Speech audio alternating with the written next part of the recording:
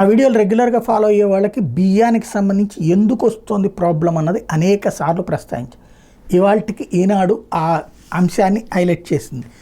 ఏంటయ్యా అంటే మన దగ్గర దొడ్డు బియ్యాన్నే రేషన్ బియ్యం కింద ఇస్తారు. ఈ దొడ్డు బియ్యం అంటారు, అంటే దుడ్డు బియ్యం అంటారు. దుడ్డు బియ్యం అంటే లావుగా ఉండేటటువంటిది అనమాట. కానీ జనాలు తినటం అలవాటు అయిపోయింది సన్న బియ్యం. వాస్తవంగా సన్న బియ్యం కంటే దుడ్డు బియ్యం ఆరోగ్యకరం, ఎందుకంటే వాటిలో పోషకాలు ఉంటాయి. కానీ తినేది తక్కువ, జనం దానికి ఇంట్రెస్ట్ చూపించరు. మిగతా పోషకాలన్నీ అవసరమైతే అదేది ఓట్లు గీట్లు ఇట్లాంటివన్నీ కొనుక్కు తింటారు, కానీ దుడ్డు బియ్యం తినరు. దానివల్ల ఈ దుడ్డు బియ్యం ఏం చేసుకోవాలో తెలియక దాన్ని మళ్ళీ రీసైక్లింగ్ చేయటం ఇట్లా నడుస్తూ వస్తుంది.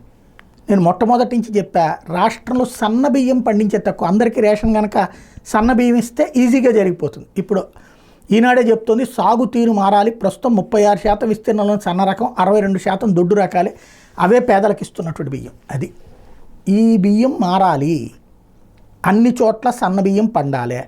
ఇంకోటి దుడ్డు బియ్యానికి ఇప్పుడు కేంద్ర ప్రభుత్వం ఇస్తోంది అన్నీ కలిపి కమిషన్లతో కూడా కలిపి 43.5 రూపాయలు సేకరణకి ఇస్తున్నటువంటి కాస్ట్.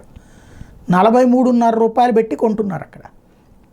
అదే 43.5కి సన్న బియ్యం కూడా చేయొచ్చు, కానీ ప్రభుత్వం ఇచ్చే మద్దతు ధరకి రైతులు అమ్మరు. అది అసలు లాజిక్ అక్కడ.